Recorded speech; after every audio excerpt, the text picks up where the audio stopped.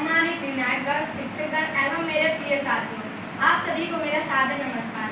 आज मैं आपके समक्ष एक ऐसे विषय पर अपने विचार प्रस्तुत करने आया हूँ जो कि एक सामाजिक समस्या नहीं बल्कि हमारी संवेदनाओं की परीक्षा है। मेरा विषय है बुजुर्गों का अकेलापन।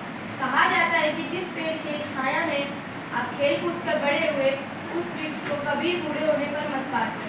ठीक इसी प्रकार हमारे बुजुर्ग वे मजबूत वृक्ष हैं जिन्होंने अपने जीवन की हर खुशियाँ त्याग कर हमारे भविष्य को सुधारने पर ध्यान दिया। आज वही बुजुर्ग अपने घर में अकेले दिखाई पड़ते हैं। आज का समय आधुनिकता और तकनीक का समय है। आजकल सबके पास मोबाइल है, इंटरनेट है, सोशल मीडिया है, पर किसी के पास अपने रिश्तेदारों के लिए समय नहीं है। आजकल के लोग दुनिया भर के लोगों से जुड़े हुए हैं, पर अपने माता पिता, दादा दादी और नाना नानी से ही दूर होते जा रहे हैं। बुजुर्गों को महंगे उपहारों की नहीं बल्कि कुछ प्यार भरे शब्द, कुछ साथ बिताए हुए पल और सम्मान की आवश्यकता होती है। उनके चेहरे पर मुस्कान तब आती है जब उनसे कोई पूछे आप कैसे हैं। दुर्भाग्य की बात यह है कि आज अनेक बुजुर्ग अपने घर में उपेक्षा का शिकार हैं।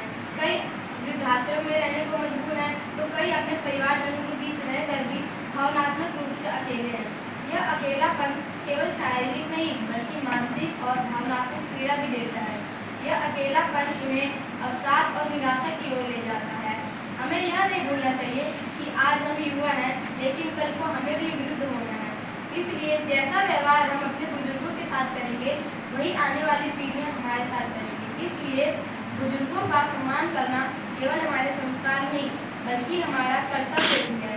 हमें अपने व्यस्त जीवन में से थोड़ा समय निकालकर उनकी बातें सुननी चाहिए और उनके अनुभवों से सीखना चाहिए, ताकि उन्हें एहसास हो कि वह हमारे परिवार पर बोझ नहीं है बल्कि हमारी सबसे बड़ी पूंजी है।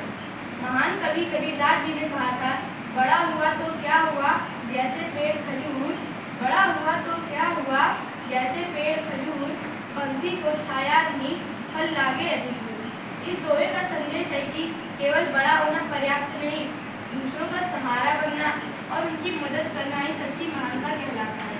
यही बात हमारे परिवार पर भी लागू होती है। आइए हम संकल्प लें कि हम अपने बुजुर्गों को कभी अकेला महसूस नहीं होने देंगे। मैं अपने इन शब्दों का समापन एक सुंदर पंक्ति के साथ करना चाहता हूँ। जिन हाथों ने हमें चलना सिखाया, उन हाथों को कभी सहारे के लिए तरसने मत दो। जिन आँखों ने हमें हमारे सपने संवारे, उन आँखों में कभी अकेलेपन के आंसू मत आने दो। धन्यवाद। बहुत बढ़िया। आप लोग थोड़ी टाइम हो गया।